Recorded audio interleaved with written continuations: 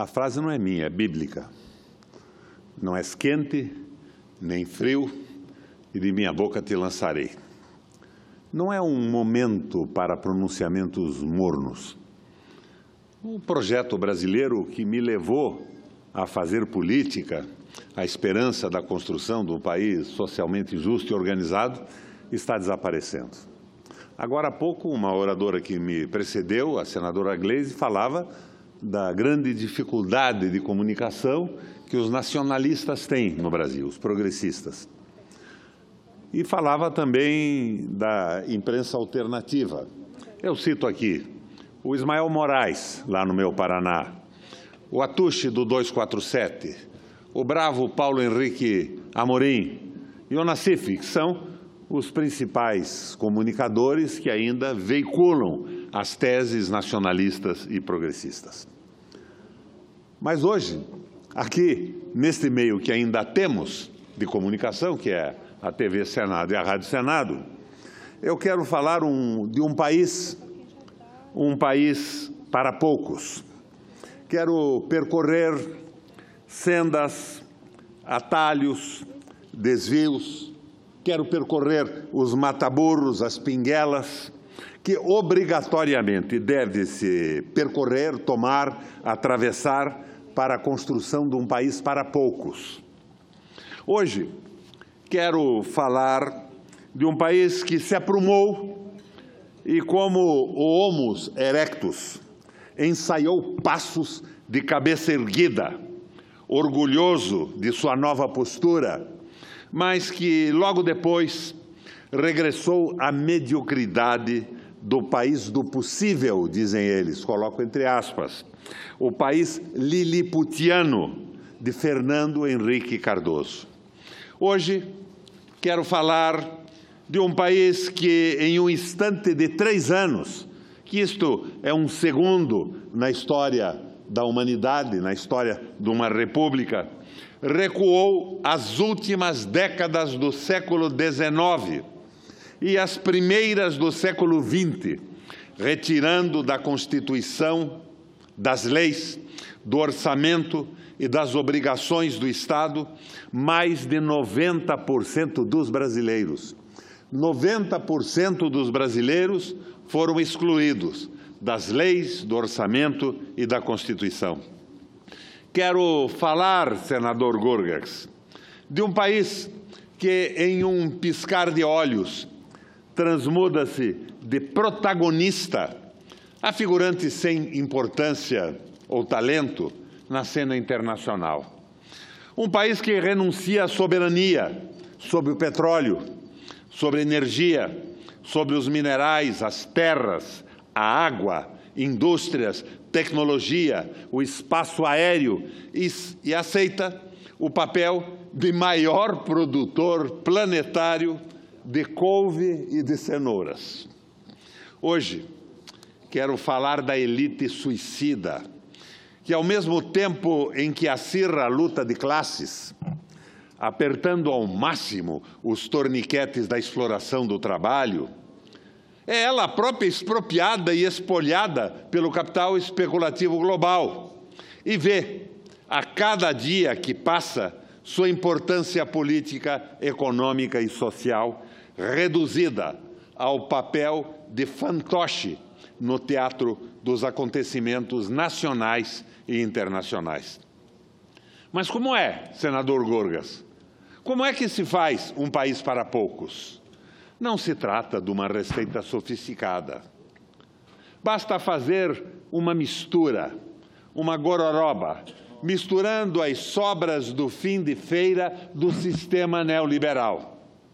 Basta fazer uma xepa com aqueles produtos já em processo de deterioração que ninguém mais compra e que o mundo inteiro rejeita.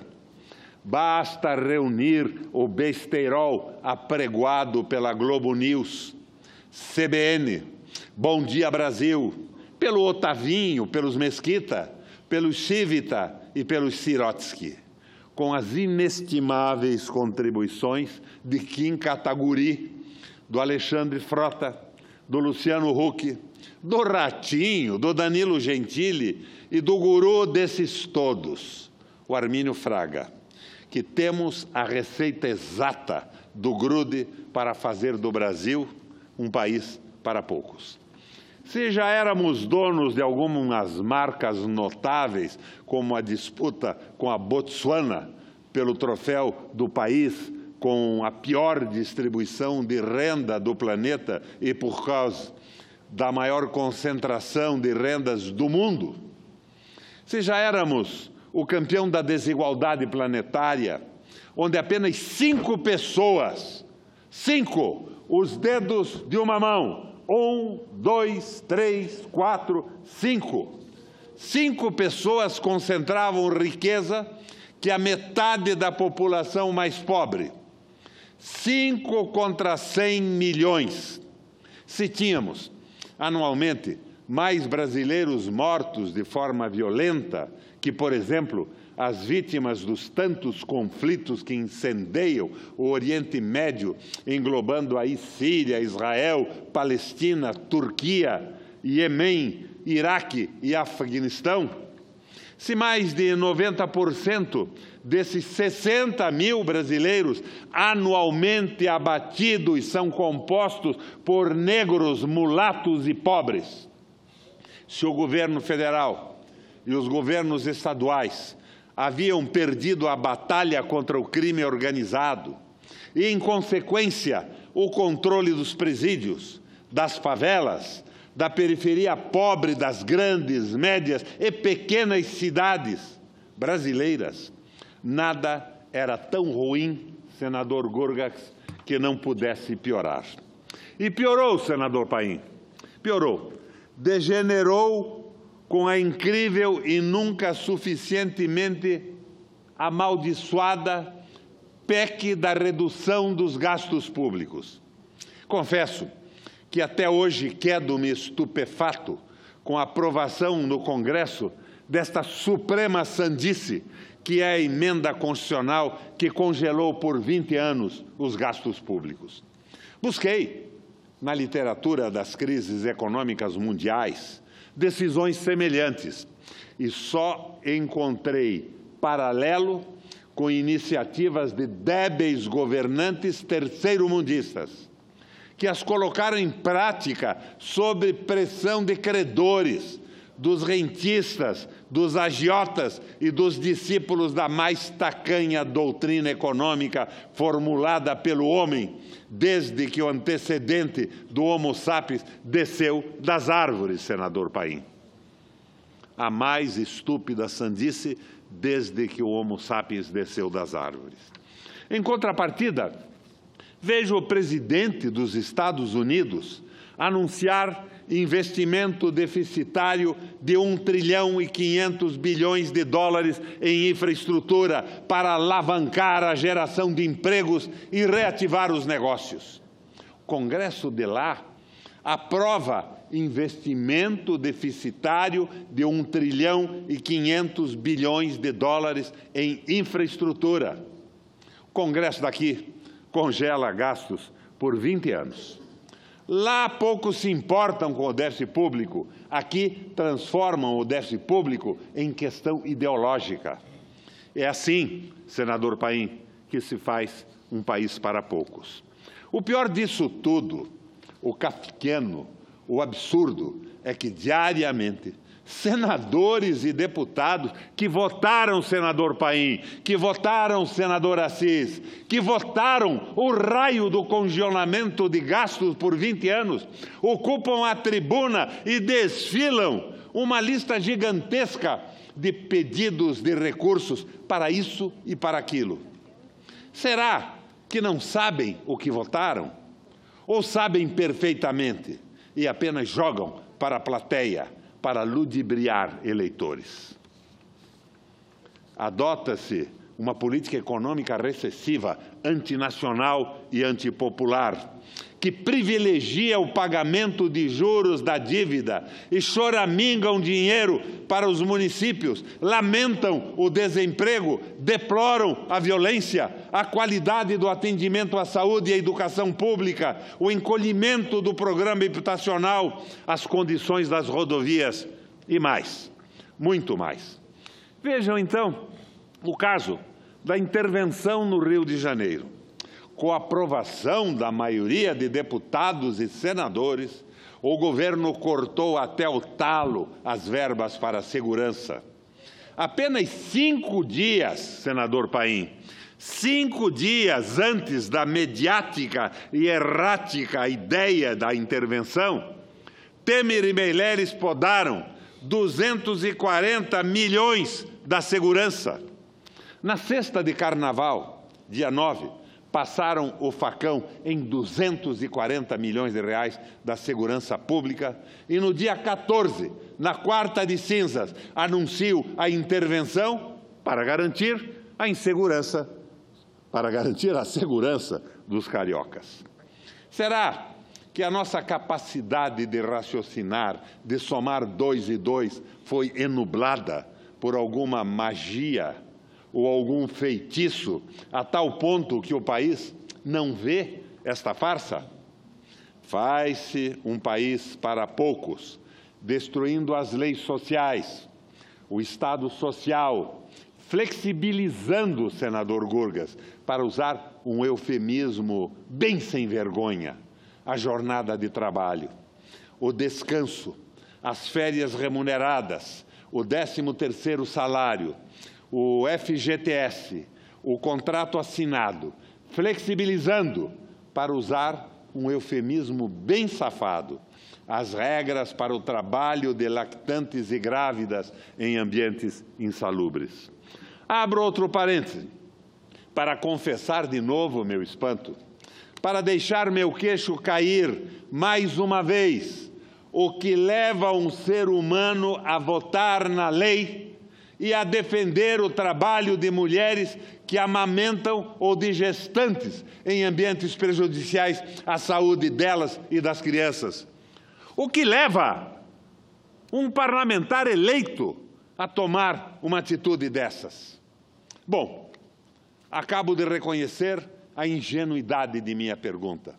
Afinal, se até flexibilizaram, de novo, senador, vou usar um eufemismo cafajeste, flexibilizaram as regras para o trabalho escravo. Que mais podemos esperar? Faz-se um país para poucos, destruindo sua burguesia nacional, a indústria nacional, a tecnologia nacional, o desenvolvimento nacional, a autoestima e a dignidade nacionais. Mas a nossa burguesia nacional, que vestiu a camisa da CBF e foi para as ruas abraçada ao pato da Fiesp, que aplaudiu com entusiasmo a reforma trabalhista, que invadiu Brasília para convencer parlamentares a votar pela reforma da Previdência, que apoia esta estupidez absoluta que é o plano de privatizações de Temer e Moreira Franco, que abarca desde a venda da Eletrobras a autonomia do Banco Central. Essas elites não percebem que o pau que dá em Chico, dá também em Francisco. Que o cipó que a compraz, quando vergasta o lombo do trabalhador, também açoita suas ilustres ilhargas quando a luta de classes global a atinge, contrapondo os seus interesses aos interesses imperiais.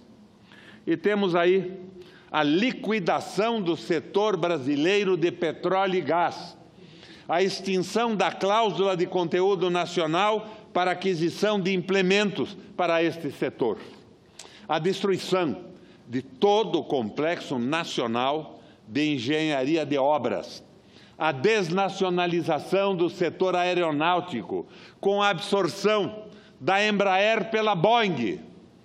Brigadeiro Ferola, onde está o pensamento de homens como o do Brigadeiro Ferola na defesa da tecnologia aeronáutica nacional? Da mesma forma que na área do pré-sal, não serão as empresas brasileiras que fornecerão para a Shell, a Exxon, a Total, a British, é de se acreditar que a nova dona da Embraer terá seus próprios fornecedores. Sempre estrangeiros, é claro. Nenhuma oportunidade para a evolução da tecnologia nacional.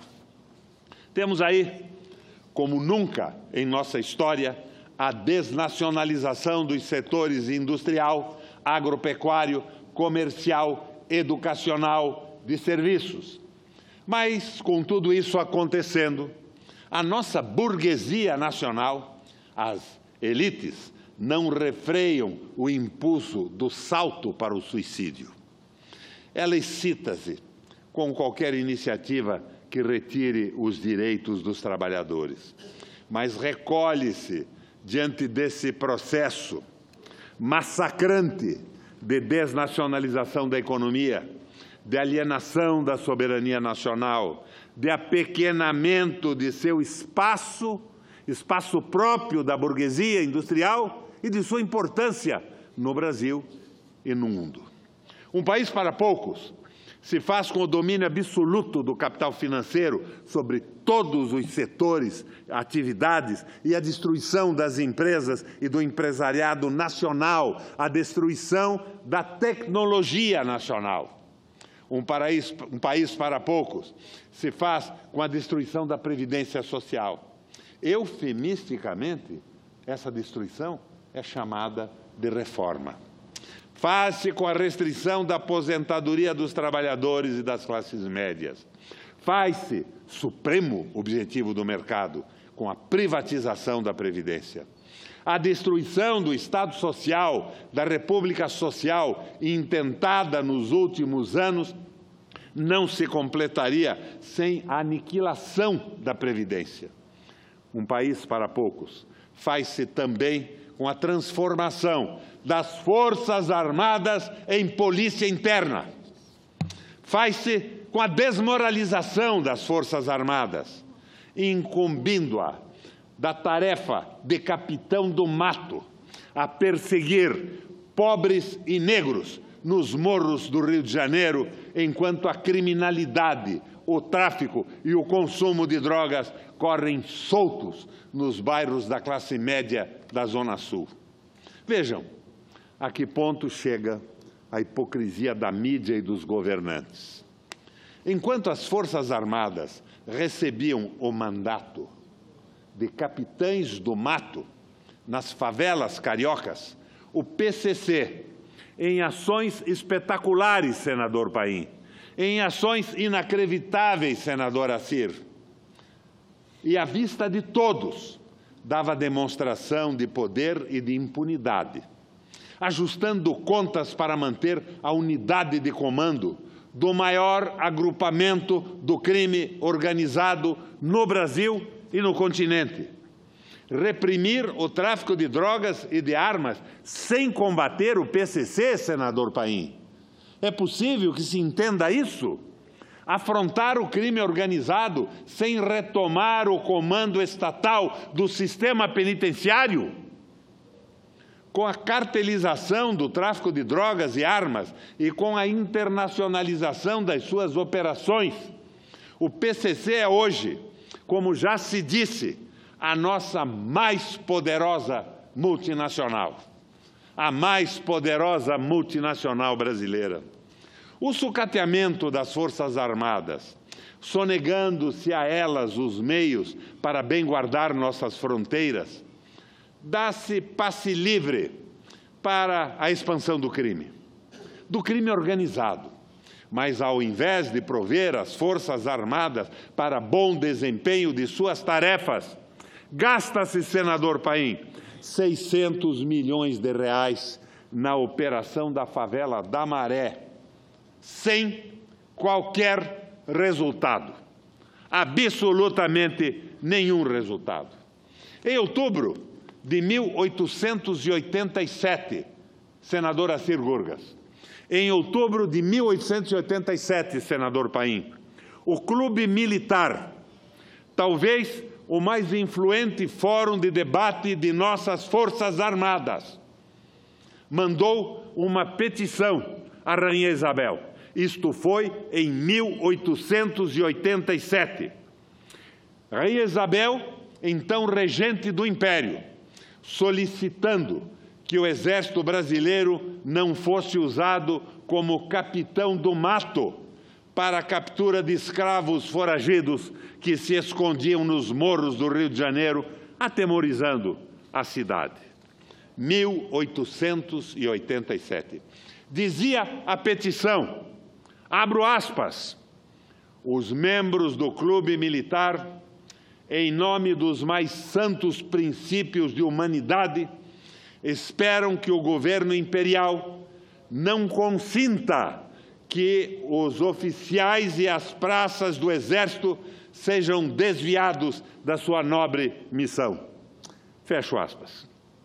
Além da desonra que o papel implicava, ponderavam que em todos os tempos os meios violentos de perseguição não produzem nunca o efeito desejado. 130 anos depois, com o fracasso da Operação na Maré, eis aí a comprovação do que diziam os militares do Clube Militar à Princesa Isabel. Em todos os tempos violentos de perseguição, não se conseguiu o efeito desejado. Um país para poucos se faz também com o monopólio dos meios de comunicação, com a manipulação e domínio da opinião pública.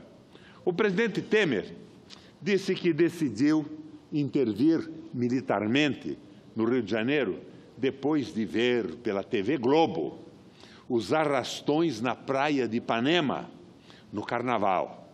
Realmente, as organizações Globo, com a prestimosa colaboração dos parceiros que assambarcaram o jornalismo pátrio, deram aos arrastões uma dimensão rigorosamente apocalíptica. Daí o raciocínio primário e preconceituoso da mídia e das autoridades. Arrastão é coisa de pobre, de favelado. Vamos, então, tomar as favelas do Rio de Janeiro. Operações contra o crime organizado, que domina o tráfico nos bairros chiques da Zona Sul? Não. Operações contra bicheiros que dominam o carnaval do Rio de Janeiro e o crime organizado nos subúrbios cariocas? Não. Operações contra o crime organizado que domina os presídios brasileiros e o tráfico nacional e internacional de drogas e de armas? Não. Operações contra o crime organizado que repetem em grande estilo, sem inibição ou castigo. O massacre norte-americano de São Valentim, fazendo de Fortaleza, Rio de Janeiro e São Paulo, Chicagos quaisqueres. Não, isso não. Isso não vem ao caso, senador Paim, como diria um famoso e prestigiado certo juiz federal. Faz-se um país para poucos, vendendo fantasias, mentiras, notícias falsas para a opinião pública. Faz-se um país para poucos, escondendo a verdade, distorcendo a verdade, contando meias verdades, como faz a mídia comercial e monopolista. Faz-se um país para poucos, dizendo que o país está crescendo, que o desemprego diminuiu, que as atividades industriais crescem, enquanto vendem a Embraer, que as reformas da CLT e da Previdência vão salvar o Brasil do buraco, que as privatizações vão destravar o crescimento. Faz-se um país para poucos, quando a imprensa comercial monopolista vende a ideia de que o Ministério Público, o Judiciário e a Polícia Federal, aquela de que a lei é para todos, não precisam de provas para condenar quem quer que seja. Basta a sua visão ideológica, filosófica, política e os famosos indícios. Em todo o mundo ocidental, adotou-se medidas para garantir a democratização da informação, de tal forma a impedir que alguns poucos veículos, vinculados e a serviço de grandes grupos econômicos e políticos, dominassem e manipulassem a opinião pública. Em todo o mundo ocidental, menos no Brasil. Estas são algumas receitas para se fazer um país para poucos. Como não há mal que sempre dure, esta receita, essa estranha mistura, será vomitada pelos brasileiros, a seu tempo e a seu momento. Senador Paim, nós temos que, pelo menos na tribuna do Senado, tratar com coragem e sinceridade os temas que nos afligem, contando com o apoio da nossa rádio, da nossa televisão e dos famosos blogs alternativos que, com coragem, pela internet estão passando a informação ao povo. Não és quente nem frio, és morno, e de minha boca te lançarei. Não sou eu que digo, é a Bíblia Sagrada. Obrigado pelo tempo, senador.